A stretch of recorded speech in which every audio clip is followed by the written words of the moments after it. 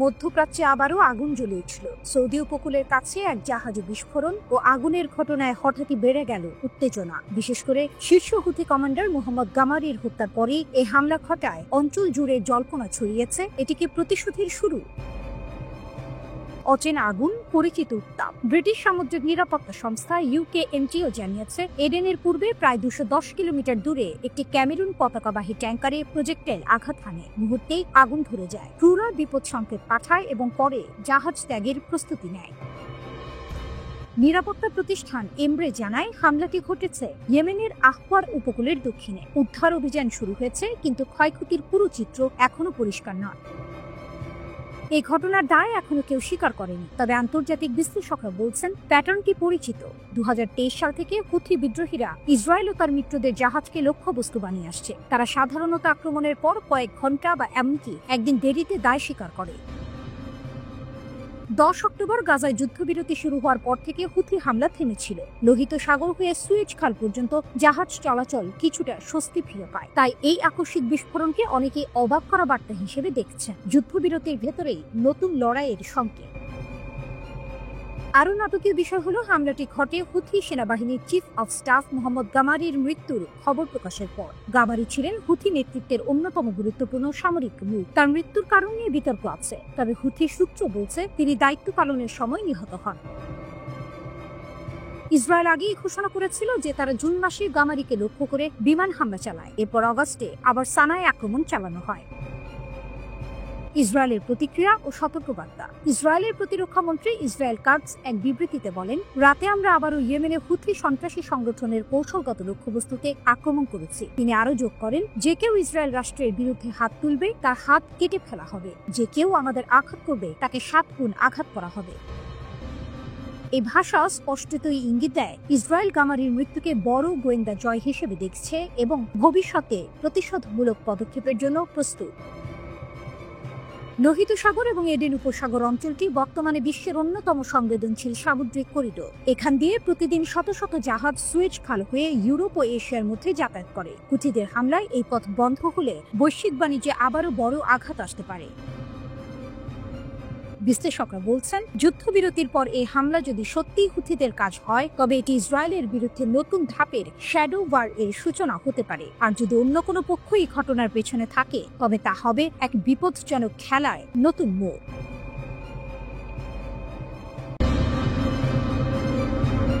গাজায় নতুন আরব বাহিনী, 10,000 সেনা পাঠানোর প্রস্তাবে ফের জটিল হচ্ছে পরিস্থিতি। আর এখন এক নতুন প্রস্তাব ঘিরে আলোড়ন।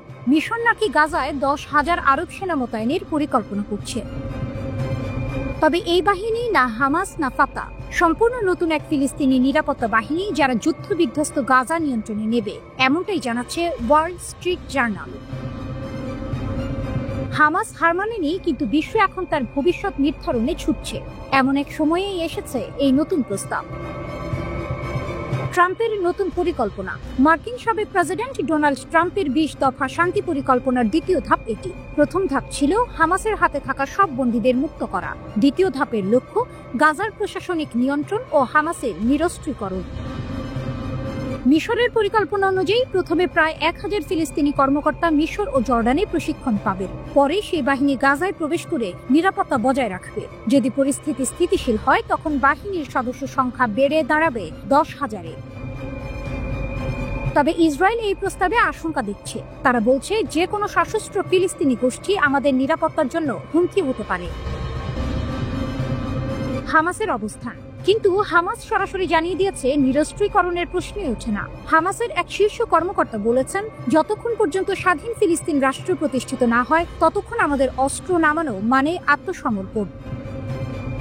তিনি আরো বলেন, এই প্রশ্নটা আমাদের নয়, বরং তাদের করা উচিত যারা গণহত্যা চালিয়েছে। ট্রাম্পের হুঁশিয়ারি। অন্যদিকে ট্রাম্প হুমকির সুরে বলেছেন, তারা প্রতিশ্রুতি দিয়েছে নিরস্ত্রীকরণের, কিন্তু যদি তারা তা না করে, আমরাই তাদের নিরস্ত্রীক করব। তারা জানে আমি খেলা খেলি না। এই বক্তব্যে আবারও হামাসের সঙ্গে সরাসরি সংঘাতের ইঙ্গিত দিয়েছেন সাবেক মার্কিন প্রেসিডেন্ট। রাফা সীমান্ত ও মানবিক সংকট। এদিকে রাফা সীমান্ত এখনো বন্ধ।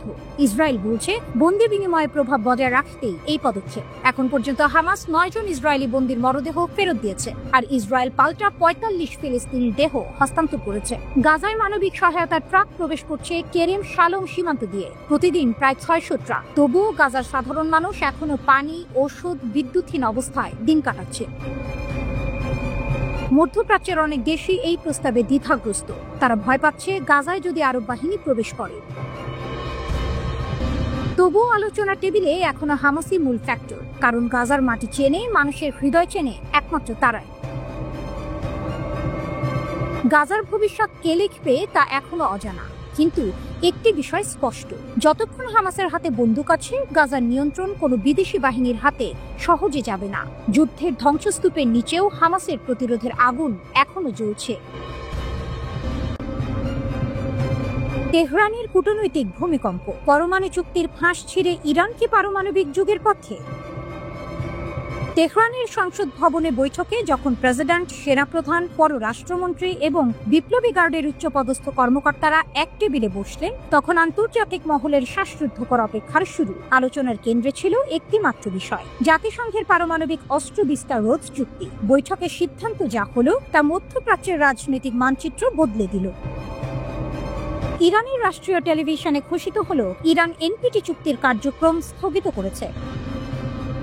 পশ্চিমা দেশগুলোর একের পর এক নিষেধাজ্ঞা আরোপের প্রস্তাব যখন তেহরানের উপর নতুন করে চাপ সৃষ্টি করছিল, তখনই এই চরম পদক্ষেপ নিল ইরান। প্রতিরক্ষা মন্ত্রণালয়ের উপদেষ্টা খোলাখুলি জানালেন, জাতিসংঘের নিরাপত্তা পরিষদ তাদের বিরুদ্ধে নতুন নিষেধাজ্ঞা আরোপের প্রস্তাব তুলেছে।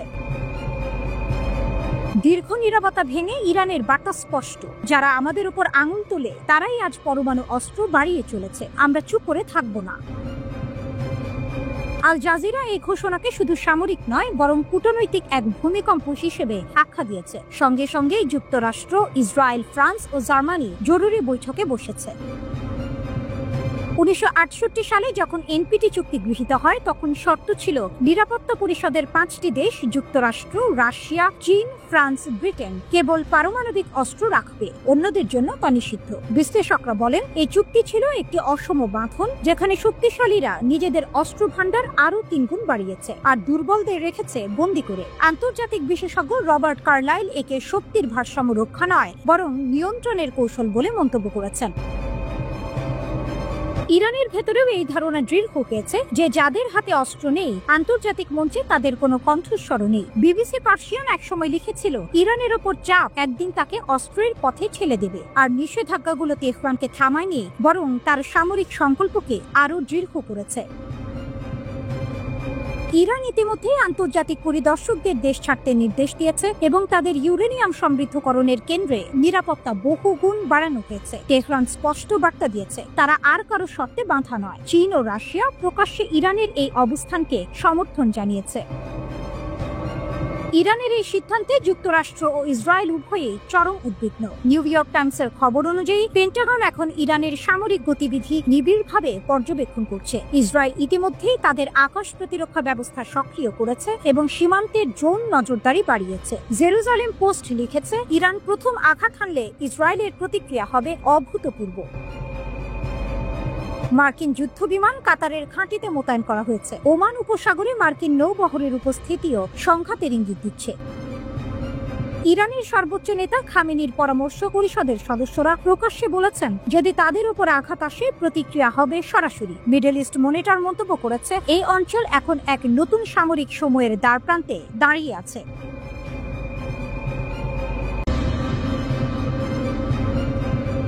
7.5 বছর অন্ধকারে থাকার পর হঠাৎ আলোর মুখে ইরানের তেল ট্যাঙ্কারগুলো কেন এখন?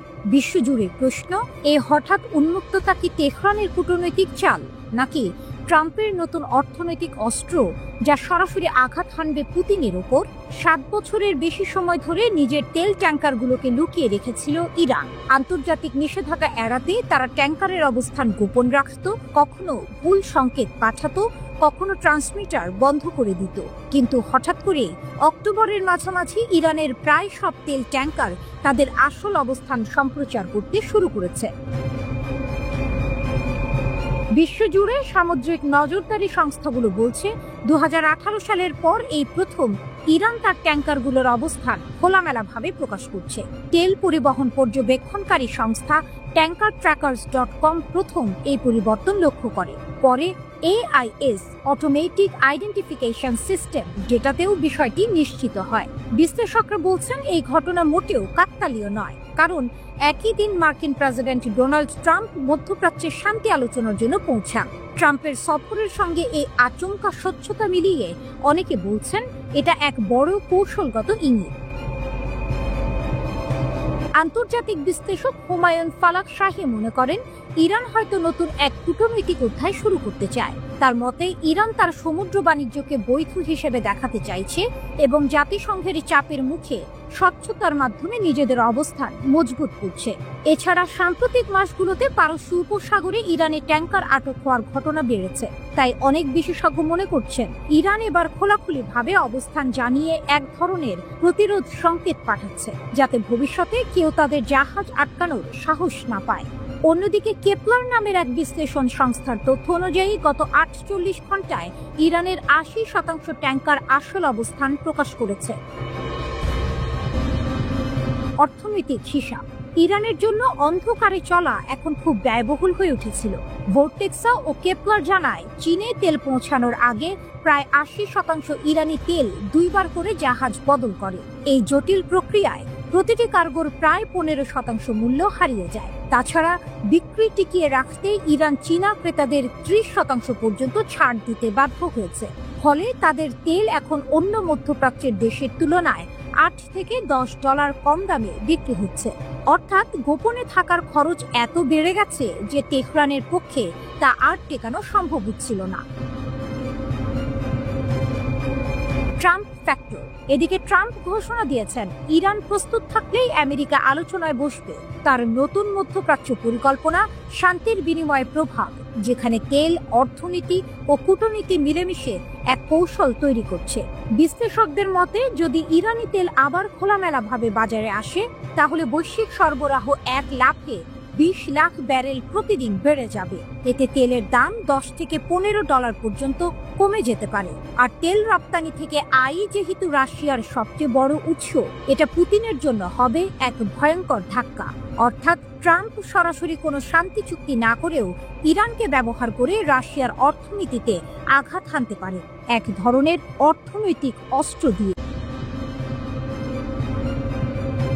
গাজায় ইসরায়েলি সেনাদের প্রত্যাহার করে নেয়ার পর সেখানকার বিধ্বস্ত শহরগুলোর ওপর নিয়ন্ত্রণ আরো শক্ত করছে হামাস। গাজার রাস্তায় সকাল কিছুক্ষণের মধ্যে সে আলো ঢেকে যায় এক মৃত্যুদণ্ডের দৃশ্যে। 7 জন মানুষ চোখ বেঁধে হাঁটু গেড়ে বসে আছে। তাদের পেছনে দাঁড়িয়ে আছে মুখোশধারী হামাস যোদ্ধারা। মুহূর্তেই গুলির শব্দে স্তব্ধ হয়ে যায় চারপাশ।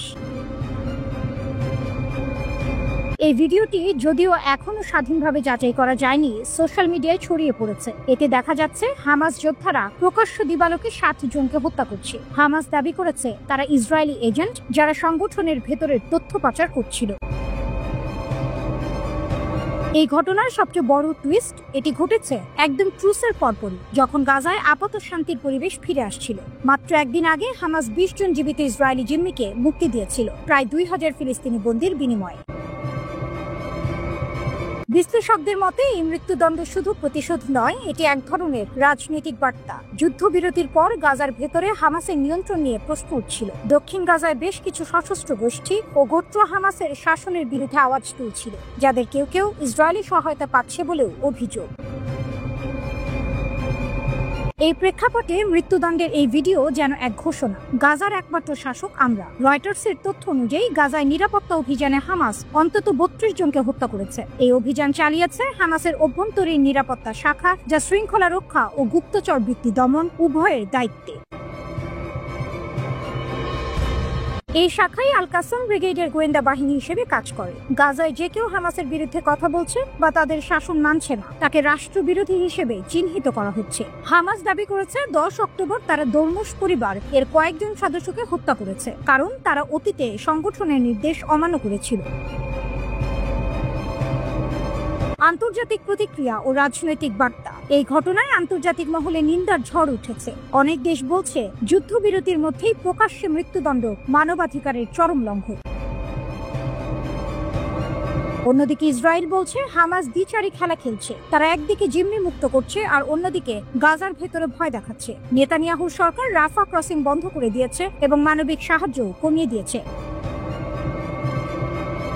গাজা নগরী থেকে ইসরায়েলি সেনাদের প্রত্যাহার করে নেওয়ার পর গাজার উত্তরাঞ্চলে হামাস সরকারের কালো মুখোশধারী সশস্ত্র পুলিশ আবার রাস্তায় পাহারা দিতে শুরু করেছে। হামাসের একটি নিরাপত্তা ইউনিট গাজায় অন্যান্য সশস্ত্র গোষ্ঠী ও অপরাধী চক্রের বিরুদ্ধে অভিযান চালাচ্ছে, যাদের কেউ কেউ ইসরায়েলের সমর্থন পেয়েছে বলে হামাসের অভিযোগ।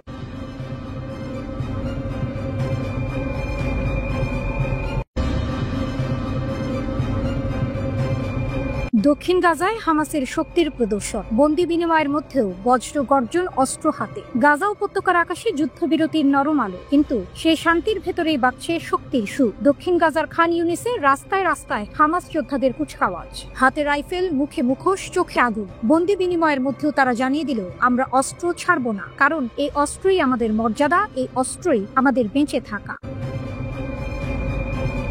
এই দৃশ্য যেন এক নাটকীয় বার্তা, শুধু ইসরায়েলের জন্য নয়, বরং ট্রাম্পের জন্য। তিনি যে শান্তি পরিকল্পনার প্রথম ধাপের কথা বলেছিলেন, তার অংশ হিসেবেই বন্দি বিনিময়। কিন্তু বাস্তবের মঞ্চে হামাস সেই পরিকল্পনাকে নিজের নিয়মে সাজিয়ে নিল।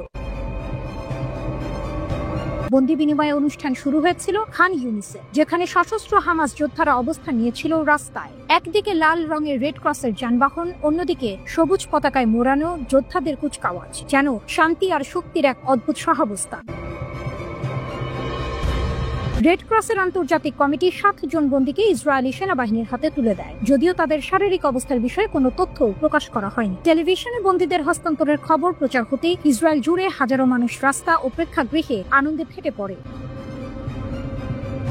এটি শুধু একটি বন্দি বিনিময় নয়, এটি হামাসের এক রাজনৈতিক বার্তা। যুদ্ধবিরতির মাঝেও তারা দেখিয়েছে তাদের সংগঠন ভাঙেনি, তাদের মনোবল দমেনি। ইসরায়েল কিংবা আমেরিকার আহ্বানে তারা অস্ত্র ত্যাগে রাজি নয়, বরং তারা জানিয়েছে আমরা প্রশাসনের দায়িত্ব ছাড়তে পারি, কিন্তু প্রতিরোধের দায়িত্ব কখনো নয়।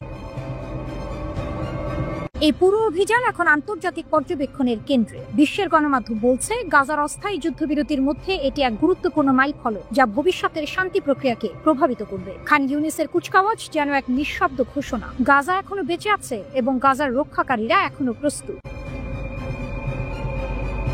হামাস জানিয়েছে তাদের লক্ষ্য হল গাজায় নিরাপত্তা শূন্যতা ও লুটপাট ঠেকানো আর অরাজকতা বন্ধ করা। এয়ারফোর্স ওয়ানে থাকাকালে এক সাংবাদিক মার্কিন প্রেসিডেন্টকে জানান হামাস নিজেদের পুলিশ হিসেবে প্রতিষ্ঠিত করছে আর প্রতিদ্বন্দ্বীদের গুলি করছে বলে খবর আসছে।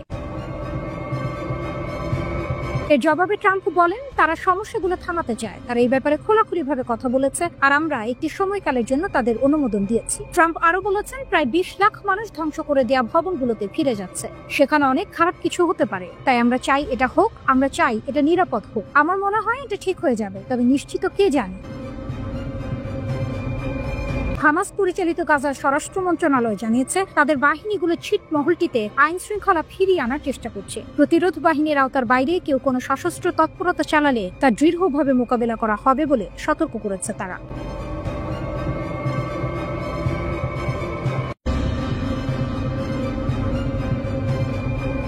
গাজার সাথে আরবদের বিশ্বাসঘাতকতা, গোপনে ইসরায়েলের সঙ্গে হাত মিলিয়েছে 6 আরব রাষ্ট্র। প্রকাশ্যে ইসরায়েলকে নিন্দা করলেও পর্দার আড়ালে আরব দেশগুলোর একটি দল নাকি ইসরায়েলের সঙ্গে কাজ করছে, এমনই বিস্ফোরক তথ্য প্রকাশ করেছে যুক্তরাষ্ট্র ভিত্তিক দ্য ওয়াশিংটন পোস্ট।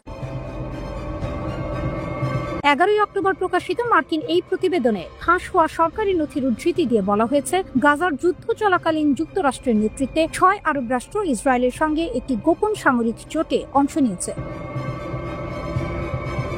পর্দার আড়ালে গোপন জোট। দ্য ওয়াশিংটন পোস্ট জানিয়েছে কাতার, সৌদি আরব, সংযুক্ত আরব আমিরাত, মিশর, জর্ডান ও বাহরাইন, এই 6 আরব রাষ্ট্রই নাকি সেই নেটওয়ার্কের সদস্য। তাদের সামরিক কর্মকর্তারা নিয়মিতভাবে ইসরায়েলি প্রতিনিধিদের সঙ্গে বৈঠক করেছেন, তাও আবার যুক্তরাষ্ট্রের সামরিক ঘাঁটিতেই। প্রতিবেদনটি আরও জানায় এই কর্মসূচির নাম দেওয়া হয়েছিল রিজিওনাল সিকিউরিটি কনস্ট্রাক্ট বা আঞ্চলিক নিরাপত্তা নির্মাণ। এটি পরিচালনা করেছিল মার্কিন কেন্দ্রীয় কমান্ড সেন্টকম। কিন্তু প্রশ্ন হলো এই জোট কাদের বিরুদ্ধে? গাজার মানুষদের রক্ষার জন্য নয়, বরং ইরান ও তার মিত্রদের মোকাবিলার উদ্দেশ্যেই তৈরি করা হয়েছিল এই জোট।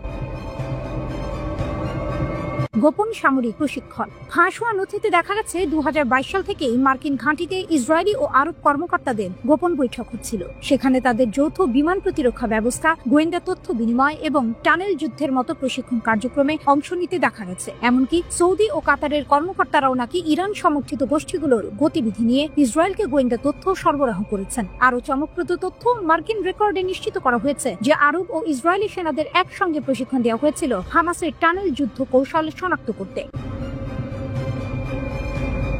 প্রকাশ্যে বিরোধ, গোপনে সমর্থন। সবচেয়ে বড় টুইস্ট, এই সহযোগিতা চললেও ইসরায়েল 9 সেপ্টেম্বর কাতারের রাজধানী দোহায় হামাস নেতাদের লক্ষ্য করে বিমান হামলা চালায়। এরপর মার্কিন প্রশাসন ইসরায়েলি প্রধানমন্ত্রী বেনিয়ামিন নেতানিয়াহুকে বাধ্য করে কাতারের কাছে ক্ষমা চাইতে এবং ভবিষ্যতে এমন হামলা না করার প্রতিশ্রুতি দিতে। তবু সম্পর্ক ছিন্ন হয়নি, বরং ফাঁস হওয়া তথ্য বলছে 2024 সালের শুরুতেই কাতারের আল উদিদ বিমান ঘাঁটিতে অনুষ্ঠিত হয় আরও একটি গোপন বৈঠক, যেখানে উপস্থিত ছিলেন ইসরায়েলি প্রতিনিধিরা। তারা মার্কিন সামরিক চ্যানেলের মাধ্যমে প্রবেশ করেন যাতে প্রকাশ না পায় এই গোপন উপস্থিতি। ইরানকে কেন্দ্র করেই জোট। নথিতে আরো বলা হয়েছে, এই আরব ইসরায়েলি জোটের মূল লক্ষ্য ছিল ইরান ও তার প্রভাবশালী মিত্রদের মোকাবিলা করা। গাজা নয়, বরং ইরানের বিরুদ্ধে শক্তি গঠনের দিকেই তাদের মনোযোগ ছিল। এমনকি এই জোট ইরান ও তার সহযোগী মিলিশিয়াদের অশুভ অক্ষ বা এক্সিস অফ ইভিল বলে অভিহিত করেছে। আরব বিশ্বের কিছু সেনা ঘাঁটিতে নাকি এক ভিন্ন সুর বাজছে ইসরায়েলের সঙ্গে গোপন সহযোগিতার। এই প্রকাশ মধ্যপ্রাচ্যের রাজনীতিতে নতুন ঝড় তুলেছে। এই প্রকাশ প্রশ্ন তুলছে, আরব ঐক্যের মুখোশের আড়ালে কি আসলেই লুকিয়ে আছে বিশ্বাসঘাতকতা?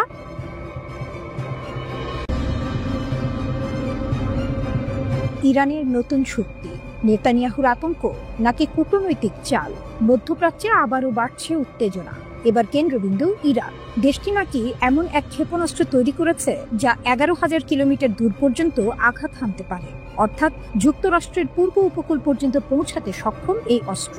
এমন দাবি ছড়িয়ে পড়তেই কেঁপে উঠেছে ইসরায়েল। প্রধানমন্ত্রী বেনিয়ামিন নেতানিয়াহু প্রকাশ্যে বলেছেন, ইরান এখন আন্তঃমহাদেশীয় ব্যালিস্টিক মিসাইল ICBM তৈরিতে সফল, যা পরমাণু বোমা বহনে সক্ষম।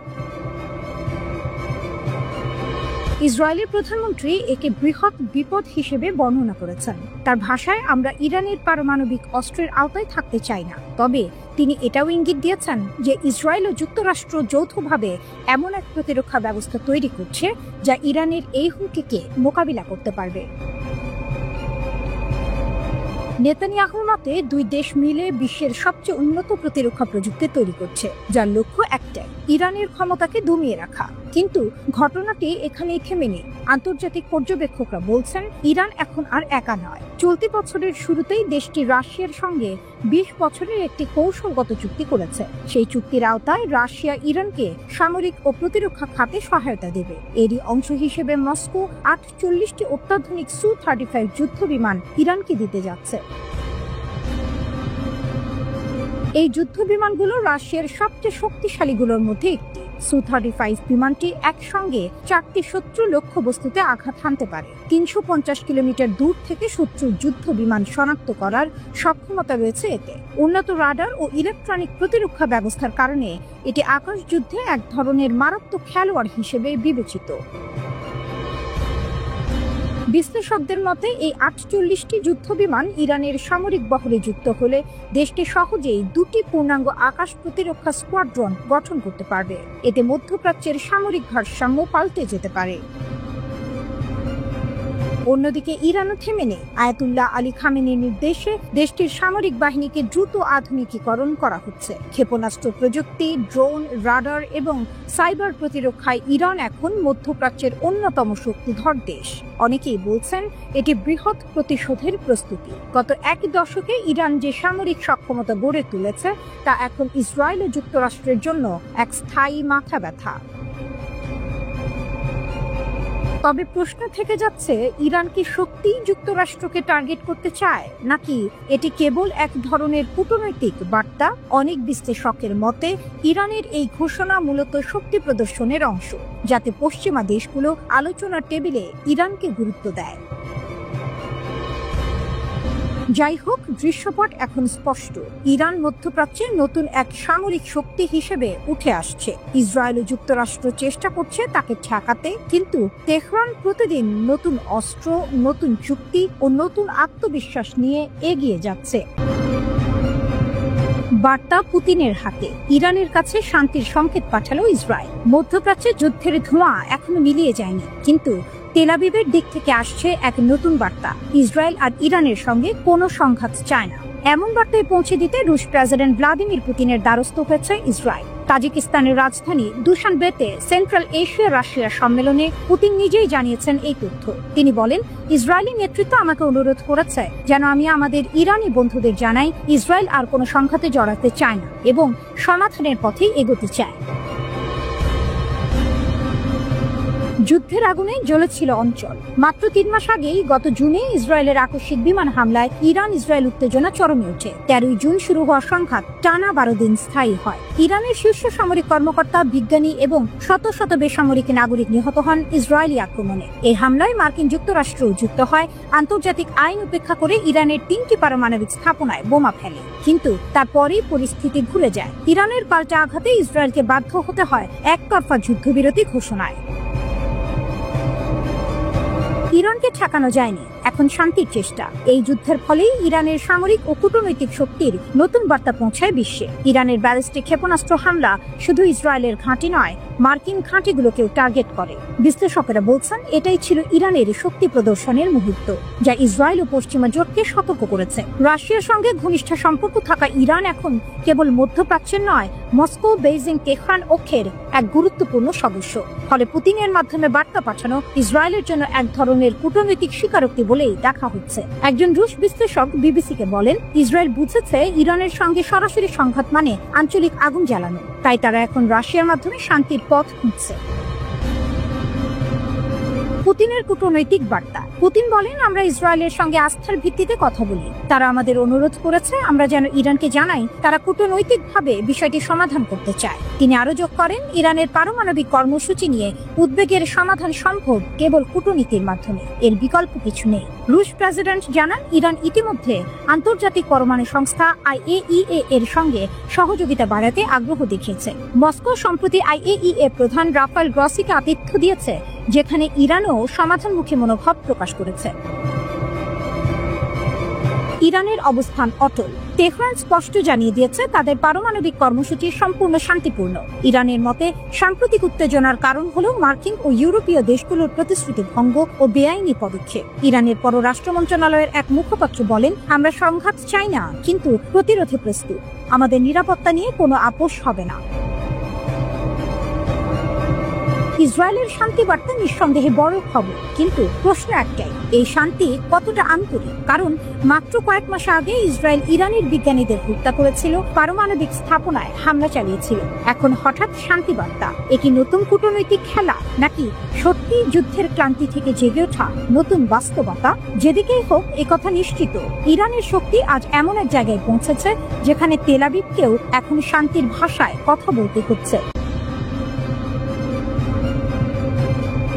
ইরানি ক্ষেপণাস্ত্র পাল্লা থেকে সব সীমা তুলে নিলেন খামেনি। তেহরানের সিদ্ধান্তে কাঁপছে ইসরায়েল। ইরান আবারও দেখিয়ে দিল তাদের প্রতিরক্ষার সিদ্ধান্তে কারো হাত নেই। দেশের সর্বোচ্চ নেতা আয়াতুল্লাহ আলী খামেনি নাকি তুলে নিয়েছেন ক্ষেপণাস্ত্র কর্মসূচির সব সীমাবদ্ধতা। এমন দাবি উঠে এসেছে ইরানের সংসদের ভেতর থেকেই। আন্তর্জাতিক সংবাদ মাধ্যম ইরান ইন্টারন্যাশনাল জানিয়েছে, ইরানের সংসদের জাতীয় নিরাপত্তা কমিটির সদস্য আহমেদ বকশায়েদ আরদেস্তানি স্থানীয় এক সংবাদ মাধ্যমে বলেছেন, ইরান তার ক্ষেপণাস্ত্র কর্মসূচি উন্নত করেছে এবং যতটা প্রয়োজন মনে করবে ততটাই উন্নত করবে। তার দাবি অনুযায়ী আগে খামেনি ক্ষেপণাস্ত্রের পাল্লা 2200 কিলোমিটার পর্যন্ত সীমিত রাখার নির্দেশ দিয়েছিলেন, কিন্তু এখন সেই সীমা তুলে নেওয়া হয়েছে। এর মানে ইরানের ক্ষেপণাস্ত্র এখন শুধু মধ্যপ্রাচ্য নয়, ইউরোপের দিকেও তা করে থাকতে পারে।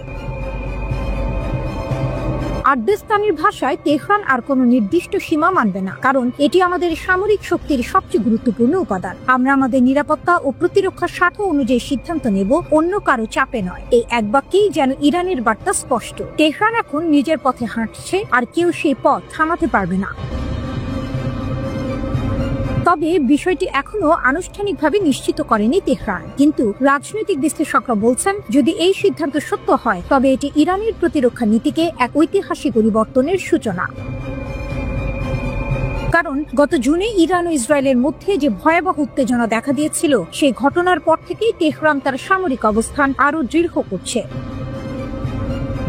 ইরানের সেনাবাহিনী ইতিমধ্যেই ঘোষণা দিয়েছে তারা যে কোনো হুমকির জবাব দিতে প্রস্তুত। বিশ্লেষকরা মনে করছেন খামেনির এই সিদ্ধান্ত শুধু প্রতিরক্ষা নয়, বরং এক ধরনের কূটনৈতিক বার্তাও বটে। এটি যেন আমেরিকা ও ইসরায়েলকে বলে দিচ্ছে, আমরা থামবো না, আমাদের আকাশের সীমা এখন পৃথিবীর গণ্ডিও ছুঁবে। এরই মধ্যে ইরানের পররাষ্ট্রমন্ত্রী আব্বাস আরাকচি অভিযোগ করেছেন, ইসরায়েল ওয়াশিংটনকে বিভ্রান্ত করতে ইরানের আন্তঃমহাদেশীয় ক্ষেপণাস্ত্র নিয়ে মিথ্যা প্রচার চালাচ্ছে। তিনি বলেন, তেহরানের লক্ষ্য প্রতিরক্ষা, আগ্রাসন নয়, কিন্তু কেউ যদি আমাদের সীমা অতিক্রম করে আমরা চুপ থাকবো না। এই অবস্থান ইরানের আত্মবিশ্বাসের প্রতীক হয়ে উঠেছে। যে দেশ একসময় আন্তর্জাতিক নিষেধাজ্ঞায় নিঃস্ব হয়ে পড়েছিল, সেই দেশ আজ নিজের প্রযুক্তি, নিজের বিজ্ঞান, নিজের মাটির শক্তিতে তৈরি করেছে হাজার কিলোমিটার দূরের শত্রু ধ্বংস করার ক্ষমতা। বিশ্লেষকদের মতে এই সিদ্ধান্ত মধ্যপ্রাচ্যে নতুন করে শক্তির ভারসাম্য বদলে দিতে পারে। সৌদি আরব, ইসরায়েল ও যুক্তরাষ্ট্র যেখানে তেহরানের অগ্রগতি ঠেকাতে মরিয়া, সেখানে খামেনির এই পদক্ষেপ যেন বলছে, আমরা ভয় পাই না, আমরা প্রস্তুত। তেহরানের আকাশ এখন শুধু রক্ষা নয়, প্রতিরোধের প্রতীক। আর খামেনির এক সিদ্ধান্ত যেন নতুন করে লিখে দিল, ইরানের ক্ষেপণাস্ত্রের সীমা নেই, সীমা কেবল তাদের প্রতিজ্ঞায়।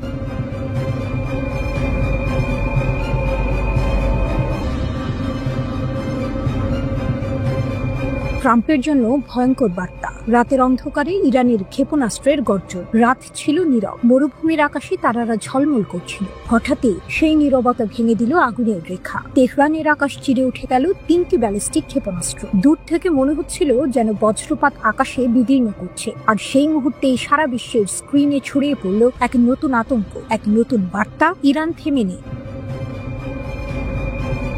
এই উৎক্ষেপণ কোনো সাধারণ মহড়া নয়, বরং ছিল মার্কিন প্রেসিডেন্ট ডোনাল্ড ট্রাম্পকে উদ্দেশ্য করে ছুড়ে দেয়া এক সতর্কীকরণ। ইরান তার সবচেয়ে উন্নত কঠিন জ্বালানি চালিত সেজ্জিল ক্ষেপণাস্ত্র রাতের অন্ধকারে ছেড়ে প্রমাণ করল তারা এখনো দমে যায়নি। আতঙ্কের রাত, বিস্ময়ের ভোর। ইরানি মিডিয়া জানিয়েছে, সেমনান ঘাঁটি থেকে উৎক্ষেপণ করা হয়েছে এই ক্ষেপণাস্ত্র। 2500 কিলোমিটার পাল্লার সেজ্জিল সহজেই ইসরায়েল, উপসাগরীয় দেশগুলো, এমনকি দক্ষিণ ইউরোপ পর্যন্ত পৌঁছে যেতে পারে। সোশ্যাল মিডিয়ায় ছড়িয়ে পড়া ভিডিওতে দেখা যায় ধোঁয়াহীন ঝড়ের গতিতে আকাশে ছুটে চলেছে রকেট, যেন আকাশ নিজেই কেঁপে উঠছে।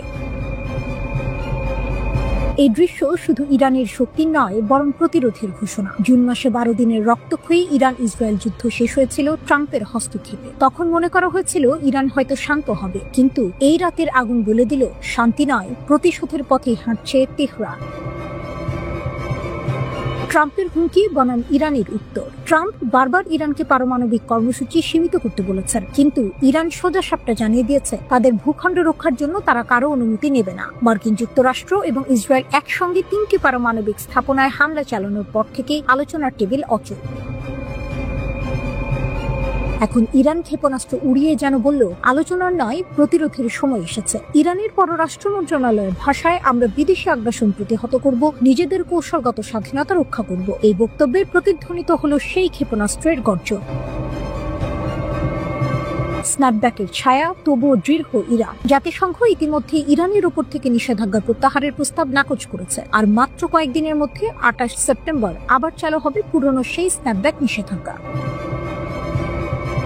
যুক্তরাজ্য, ফ্রান্স, জার্মানি বলছে ইরান ইউরেনিয়াম মজুদ বাড়িয়ে চুক্তি ভঙ্গ করেছে, কিন্তু তেহরান পাল্টা জানায় তারা এখনো মূল চুক্তির প্রতি প্রতিশ্রুতিবদ্ধ। কিন্তু প্রশ্ন হচ্ছে, যে দেশ রাতের অন্ধকারে আকাশ কাঁপিয়ে সেজ্জিল ক্ষেপণাস্ত্র ছুঁড়তে পারে, তাকে কি সত্যিই থামানো যাবে নিষেধাজ্ঞার কাগজে শৃঙ্খলে?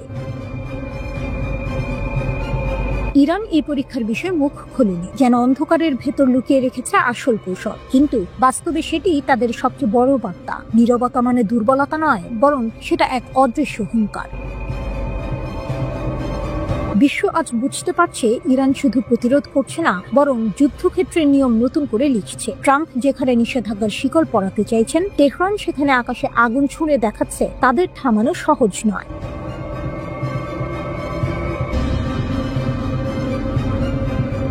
খোররামশাহের 8 বছর, আঞ্চলিক প্রতিরক্ষা থেকে বৈশ্বিক শক্তি হওয়ার পথে ইরান। 8 বছর আগে 23 সেপ্টেম্বর 2017 তেহরানের আকাশে গর্জে উঠেছিল এক নতুন শক্তি। খোররামশাহ ব্যালিস্টিক ক্ষেপণাস্ত্রের সফল পরীক্ষা শুধু একটি অস্ত্রের জন্মই ছিল না, এটি ছিল ইরানের প্রতিরক্ষা কৌশলে এক নতুন অধ্যায়ের সূচনা।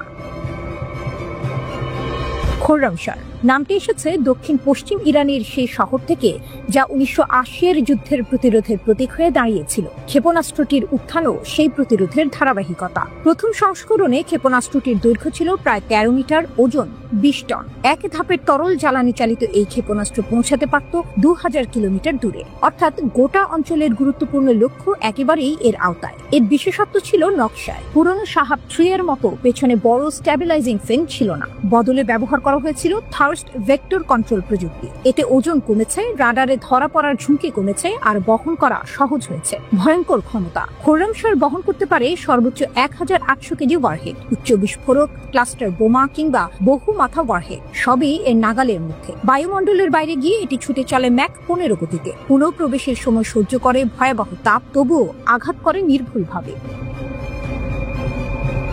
খোররামশার 2 সীমা ভাঙা। 2019 সালে আসে দ্বিতীয় সংস্করণ। এটি ছিল হালকা রি এন্ট্রি ভেহিকল, ফলে আগের চেয়ে অনেক দূরে ছোড়া সম্ভব হলো। 2000 কিলোমিটার থেকে 3000 কিলোমিটার। নতুন সীমা স্পর্শ করলো ইরান। শুধু তাই নয়, নির্দেশনা ব্যবস্থায় এলো উন্নতি, যা নির্ভুলতাকে আরো বাড়িয়ে দিল।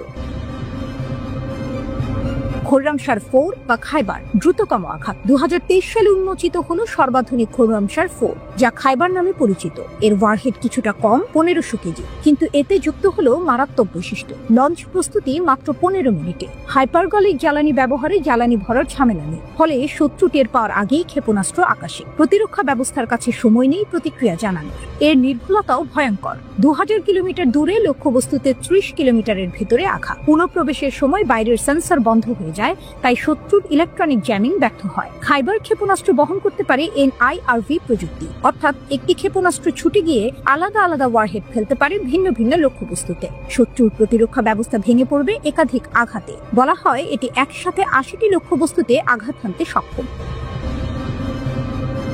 খোররামশার 5 বৈশ্বিক শক্তির পথে। ইরান এখনো আনুষ্ঠানিকভাবে ঘোষণা দেয়নি, তবে ধারণা বাড়ছে খোররামশার 5 হতে পারে একটি পূর্ণাঙ্গ আন্তঃমহাদেশীয় ব্যালিস্টিক ক্ষেপণাস্ত্র ICBM। এর পরিসর হতে পারে 12,000 কিলোমিটার, গতি ম্যাক 16, ওয়ারহেড বহন ক্ষমতা 2 টন। ইরানের স্যাটেলাইট উৎক্ষেপণ প্রকল্প সিমর্গ সরুশ প্রমাণ করে বহু ধাপের রকেট প্রযুক্তি তারা আয়ত্ত করছে। সঙ্গে যোগ হয়েছে হাইপারসনিক ফাত্তা ক্ষেপণাস্ত্রের অভিজ্ঞতা। এই সবই তৈরি করছে ICBM এর পথ। ইরান বারবার বলেছে তাদের ক্ষেপণাস্ত্রের সীমা 2000 কিলোমিটার, কিন্তু প্রযুক্তিগত অগ্রগতি এখন বৈশ্বিক শক্তিকে ভাবাচ্ছে। যদি খোররামশার 5 বাস্তব হয়, তবে ইরান শুধু আঞ্চলিক নয়, বৈশ্বিক শক্তি হিসেবে দাঁড়িয়ে যাবে। খোররামশাহরের যাত্রা 8 বছরে প্রমাণ করেছে ইরান ধাপে ধাপে নিখুঁতভাবে এগোচ্ছে। গতি, পাল্লা, নির্ভুলতা, ওয়ারহেড সব ক্ষেত্রেই উন্নত। প্রতিরোধ থেকে প্রতিরক্ষা, আর প্রতিরক্ষা থেকে এখন বৈশ্বিক প্রতিরোধের পথে। খোররামশার আজ শুধু একটি ক্ষেপণাস্ত্র নয়, এটি ইরানের প্রযুক্তি, অধ্যবসায় ও শক্তির প্রতীক। বিশ্বমানচিত্রে একবারে কণ্ঠস্বর গড়িয়েও থাকলো কাঁপন, কিন্তু ইরান নড়বড়ে হয়নি। চাপ বাড়লে তারা পিছিয়ে যায় না, বরং আরো শক্ত হয়ে ওঠে, এবং সেটাই বাস্তব। ইরানের সর্বোচ্চ নেতা আয়াতুল্লাহ খামেনি সম্প্রতি স্পষ্ট ভাষায় বলেছেন, যুক্তরাষ্ট্রের সঙ্গে সরাসরি কোনো আলোচনা হবে না। তার যুক্তি সহজ, আমেরিকা আলোচনার আড়ালে নিজের শর্ত চাপিয়ে দেবে। খামেনি বলেন, যদি কোনো জাতি ভয়ে বা চাপের সামনে নত হয়ে আলোচনা করে, তবে সেটি শেষ হতে জানে না। আজ পারমাণবিক বিষয়ে দমে গেল, কাল ক্ষেপণাস্ত্র বা অন্য ক্ষেত্রে দমানো শুরু হবে। এই অবস্থান এসেছে এমন এক সময়ে যখন আন্তর্জাতিক পরিমণ্ডলে ইরানের পারমাণবিক কর্মসূচিকে ঘিরে উত্তেজনা বাড়ছে। জাতিসংঘ নিরাপত্তা পরিষদে 19 সেপ্টেম্বর যে প্রস্তাব পাশ হয়েছে, তাতে ইরানের ওপর অর্থনৈতিক নিষেধাজ্ঞা পুনর্বহালের সম্ভাবনা খোলা রাখা হয়েছে। যদি কয়েকদিনের মধ্যে কোনো বড় চুক্তি না হয়, তাহলে 28 সেপ্টেম্বর থেকে ইউরোপীয় নিষেধাজ্ঞাগুলো পুনরায় চালু হতে পারে, যেগুলো 2015 সালের ঐতিহাসিক চুক্তির আওতায় প্রত্যাহার করা হয়েছিল।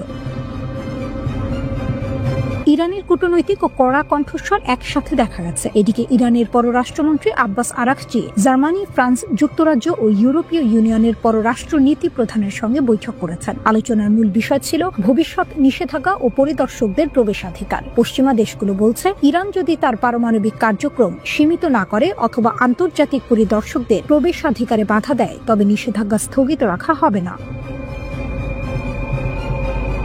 তথ্যগুলো যতই কড়া হোক না কেন, খামেনির বক্তব্যে স্পষ্ট আত্মবিশ্বাস আছে। তিনি বারবার জোর দিয়ে বলেছেন, ইরান কোনো একান্ত হুমকির সামনে নামে নত হবে না। তার ভাষায় একবার দুর্বলতা দেখালে সেটা আর থামবে না, তাই শক্তভাবে দাঁড়াতে হবে। এই কটূক্তি কেবল কণ্ঠস্বর নয়, এটি নির্দেশ করে যে ইরান এখন কূটনীতি ও আত্মনির্ভরতা দুটোতেই জোর দিচ্ছে। এদিকে ইরানের পার্লামেন্টের অভ্যন্তরেও কঠোর সুর শোনা যায়। ইরানের এক এমপির নেতৃত্বে ৭০ জন সংসদ সদস্য একটি চিঠিতে দ্রুত পরমাণু অস্ত্র তৈরির দাবি তুলেছেন। এই দাবি ইঙ্গিত দেয় যে কট্টরপন্থী অংশগুলো শক্তি বাড়ানোর পক্ষে এবং তারা মনে করে পারমাণবিক সমৃদ্ধকরণই দেশের নিরাপত্তাকে নিশ্চিত করবে। পশ্চিমা চাপ ও নিষেধাজ্ঞার হুমকি পরিণতিকে একদিকে কাঁপিয়ে তুলছে, কিন্তু অন্যদিকে সে চাপ ইরানের মধ্যে প্রতিরোধ শক্তিকে আরো চেপে ধরছে। অর্থাৎ নিষেধাজ্ঞা আর কূটনৈতিক চাপের মিশ্রণ ইরানকে নরম করার বদলে তার আত্মবিশ্বাস বাড়াচ্ছে এবং রাজনৈতিক মঞ্চে কড়া পক্ষগুলোর কণ্ঠস্বর জোরালো করছে। খামেনির বক্তব্য বলছে, তারা আলোচনার নামে ওপর থেকে নির্দেশ মেনে নেবে না, বরং নিজেদের শর্তে নিজেদের মর্যাদায় দাঁড়াবে। বৈশ্বিক চাপের সামনে ইরান চুপ করেনি, সে প্রতিরোধ গড়ে তোলে। যুক্তরাষ্ট্র আলোচনার দরজা খুলে দিলেও খামেনি সে দরজা থেকে সরাসরি ঢোকাটা প্রত্যাখ্যান করেছেন। যারা মনে করেন চাপ বাড়লে ইরান নত হবে, তাদের সামনে এখনই সবচেয়ে বড় বিপরীত ফল ঝুঁকি নিয়ে দাঁড়িয়ে আছে। ইরান তার শক্তি বাড়িয়ে প্রতিবাদ করছে।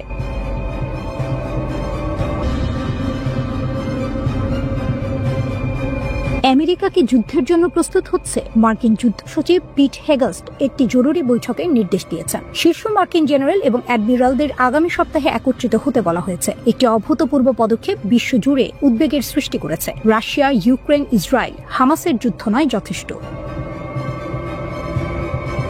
বিশ্ব প্রস্তুত আরও একটি যুদ্ধের জন্য। বিশ্ববাসী মার্কিন যুক্তরাষ্ট্রের বৃহৎ সামরিক পদক্ষেপের দিকে শ্বাসরুদ্ধকর দৃষ্টিতে তাকিয়ে আছে। এক অভূতপূর্ব পদক্ষেপে মার্কিন যুদ্ধ সচিব পিট হেগস্ট আগামী সপ্তাহে ভার্জিনিয়ার কোয়ান্টিকোতে অবস্থিত মেরিন কর্পস ঘাঁটিতে বিশ্বজুড়ে শত শত জেনারেল এবং অ্যাডমিরালদের একত্রিত হওয়ার নির্দেশ দিয়েছে। পেন্টাগন বৈঠকের বিষয়টি নিশ্চিত করেছে, কিন্তু বিস্তারিত কিছু জানায়নি, যার ফলে ব্যাপক জল্পনার ঢালি। বিশ্বব্যাপী আতঙ্কের মধ্যে ডোনাল্ড ট্রাম্প বলেছেন যে তিনি শান্তির রাষ্ট্রপতি এবং বৈঠকের আসল উদ্দেশ্য প্রকাশ করেছেন। মঙ্গলবার সারা দেশের সামরিক নেতাদের আমন্ত্রণ জানানো সত্যিই তারাও সেখানে থাকবেন? ট্রাম্পকে জিজ্ঞাসা করা হয়েছিল। সারা দেশ থেকে কি? জেনারেল এবং অ্যাডমিরালদের ভার্জিনিয়ায় একটি বড় বৈঠকের জন্য। আচ্ছা, আমি জানি, আমি এটা পছন্দ করি, মানে আমার মনে হয় এটা দারুণ। তাকে বন্ধুত্বপূর্ণ হতে দিন। সারা বিশ্বের জেনারেল এবং অ্যাডমিরালদের সাথে তাকে বন্ধুত্বপূর্ণ হতে দিন। কেন? এতে কি কিছু ভুল আছে? ট্রাম্প উত্তর দিলেন। সাক্ষাতের উদ্দেশ্য সম্পর্কে আরো জিজ্ঞাসা করা হলে ট্রাম্প বলেন, আচ্ছা, তারা যদি আমাকে চায় তবে আমি সেখানে থাকবো, কিন্তু এটা এত বড় ব্যাপার কেন? আমি বলতে চাইছি, আমরা সারা বিশ্বের জেনারেল এবং অ্যাডমিরালদের সাথে মিলেমিশে আছি। মনে রাখবেন, আমি শান্তির রাষ্ট্রপতি। মিলেমিশে থাকা ভালো। আপনি এমন আচরণ করেন যেন এটা খারাপ জিনিস। এটি কি ভালো নয় যে সারা বিশ্ব থেকে মানুষ আমাদের সাথে থাকতে আসছে? তিনি আরো বলেন, এটা বিশেষ অস্বাভাবিক কিছু নয় যে যুদ্ধ সচিবের কাছে রিপোর্ট করা জেনারেলরা এবং তারপর মার্কিন যুক্তরাষ্ট্রের রাষ্ট্রপতির কাছে রিপোর্ট করা যুদ্ধ সচিবের সাথে কথা বলতে আসছেন। এটা আসলে মোটেও অস্বাভাবিক নয়, এবং আমার মনে হয় এটা অদ্ভুত যে আপনারা এত বড় গল্পে পরিণত হয়েছেন। এটা কি একটা বড় গল্প? মানে আমার মনে হয় না। আমি মনে করি এটি কি একটা ভালো গল্প নয়? সামরিক বাহিনী হিসেবে আমরা সারা বিশ্ব থেকে সম্মানিত। আমি আমার প্রথম মেয়াদে সামরিক বাহিনী পুনর্গঠন করেছি, যদিও আমরা এর একটি অংশ আফগানিস্তানকে দিয়েছিলাম, কিন্তু আমি সেনাবাহিনী পুনর্গঠন করেছি এবং আমরা খুব সম্মানিত। আমাদের বিশ্বের সবচেয়ে শক্তিশালী সামরিক বাহিনী আছে, প্রশ্ন ছাড়াই। আমাদের কাছে বিশ্বের সেরা সরঞ্জাম রয়েছে। আমরা অন্যান্য দেশের কাছে সরঞ্জাম বিক্রি করছি এবং অনেক জেনারেল এখানে থাকে এবং এটি দেখতে চান। তারা সরঞ্জাম সাইটগুলিও পরিদর্শন করবেন, নতুন অস্ত্র সম্পর্কে কথা বলবেন ইত্যাদি। আমার মনে হয় যখন জেনারেল এবং শীর্ষস্থানীয় ব্যক্তিরা আমাদের সাথে থাকার জন্য মার্কিন যুক্তরাষ্ট্রে আসতে চান, তখন এটি দুর্দান্ত। বর্তমানে যাকে যুদ্ধ সচিব বলা হয়, সবাইকে এই নামটি পছন্দ করে, আমি পছন্দ করি। পেন্টাগনের সাথে হেগস্টের বিরোধের কারণে এই বিশাল সমাবেশটি অনুষ্ঠিত হচ্ছে। দায়িত্ব গ্রহণের পর থেকে হেগস্ট পেন্টাগনের মূল নেতৃত্বকে অপসারণের জন্য একটি ব্যাপক সংস্কার অভিযান শুরু করেছে।